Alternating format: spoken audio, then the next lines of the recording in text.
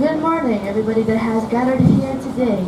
My name is Alia Alvina Hadisumarto, and I will be telling you about my eco experience. Let's get started. So, this presentation will be divided into roughly 4 sections, which are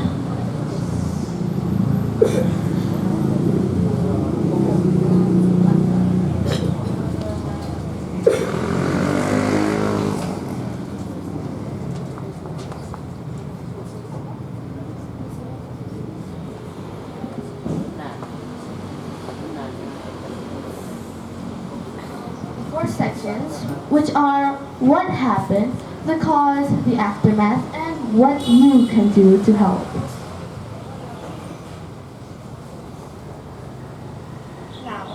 Let's start with how the story starts.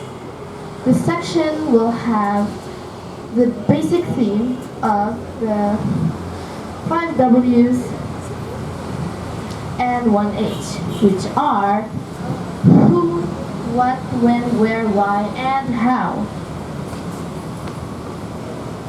Now, does anybody know this place in the photo? It is BBWS Citarum in Bandung. This is a river-based environment and tourist location where we can stay there and chill and admire the rivers, and even we can go on a boat ride there. Now, I went here in about 2018 with my 6th grade classmates, and I don't know why suddenly the teachers decided that it would be a good idea for us to go there, but I suppose that they were bored and tired of us being cooped up in a classroom all day, so they decided that we could experience nature outdoors at BBWS. Now, you might have been noticing that in the previous slide, there was one W that was missing, which was what. What happened? What did we do? Now, I have a small summary. The teachers told us to gather at the school at 7 a.m. So we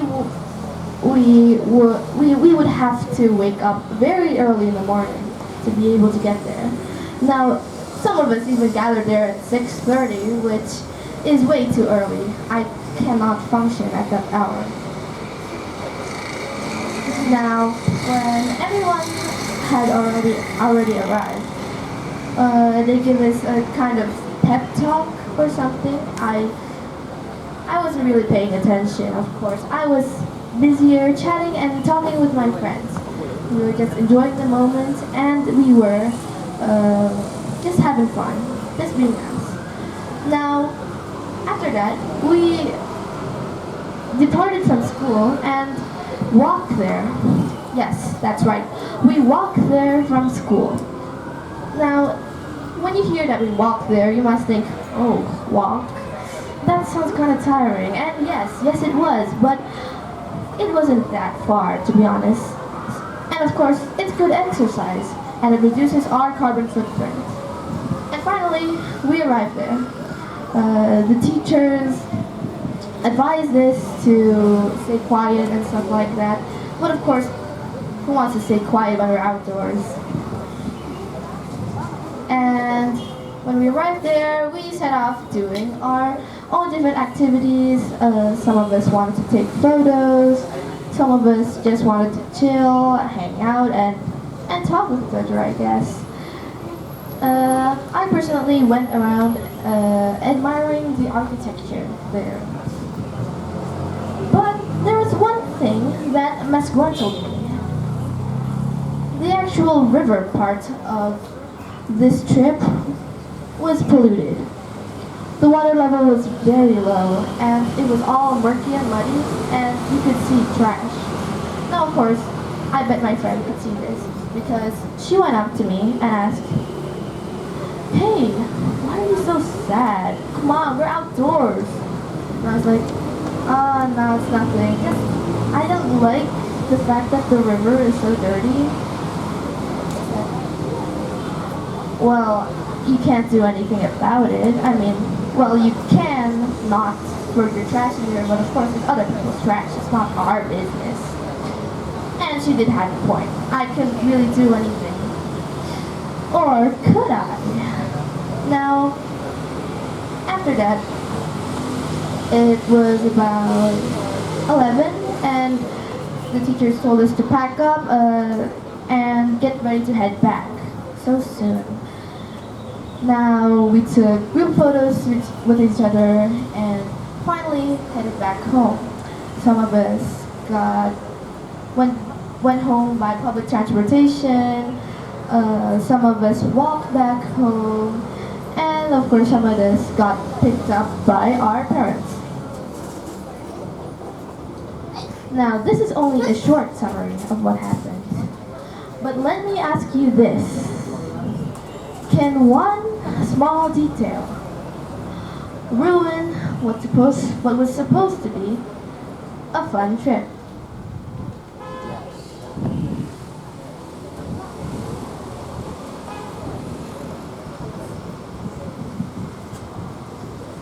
Now, here I have many other W's, many other whats. First is, what did we expect from that place? Of course, since it was a nature-based environment, we expected fresh air, a clean river, interesting architecture, and ecosystem-based attractions. And what I mean by ecosystem-based attractions is that, of course, that we could go riding on the rafts as advertised. But unfortunately, that leads us to the next one, which was, what did we receive? Well, we did receive the interesting architecture and the majority of ecosystem-based environments and attractions aspect. However, we did not receive fresh air nor clean water, which was discomforting for me because, you know, people like fresh air, like this right now. It's nice, it's serene. But of course, when you're trying to have fun, you can't really have fun when the air is dirty. And that leads us to the final one, which was, what was missing? What was missing from that place? And what was missing in all of this? One, which was natural eco-life. Most of the aspects in the environment looked very planted and artificial. Even though they were real, of course, it was quite obvious that they were put there and not actually there before the place was built. And a sense and responsibility in all of this. Now what I mean by this is that I think that everyone in every single in this story was a bit too careless. Now earlier I mentioned that I was quite bothered by the trash in the river. Now, I did a little bit of research and asked myself this. How did that trash get there in the first place? Now, it turns out that that river part is not just one long singular river, but a part of a large river system with many branches. Now, since it has so many branches, there are residential areas that are built around the smaller branches. And people, the residents who live there, tend to throw away their trash inside there. And that is one of the causes of why the trash is there. The second reason is careless visitors like us and my classmates. Now, some visitors are just too careless and impatient to just hold on to their trash before they throw it away in a trash can and just throw it away in the river, I guess. But of course, you should not do that. This is a picture, you can't really see it, but of a real picture of what that river has once looked like. Well, of course, you see it much cleaner. The fact that people still throw away their trash there in 2019 is an aspect that we should not ignore. So, how we can help? How can we reduce trash and make the earth more friendly for us? Now, we can start this by separating our trash into two categories, which are organic and non-organic. Now, I have two examples of the organic and non-organic trash. This is organic trash, stuff that is used to wrap our food. And this is non-organic trash.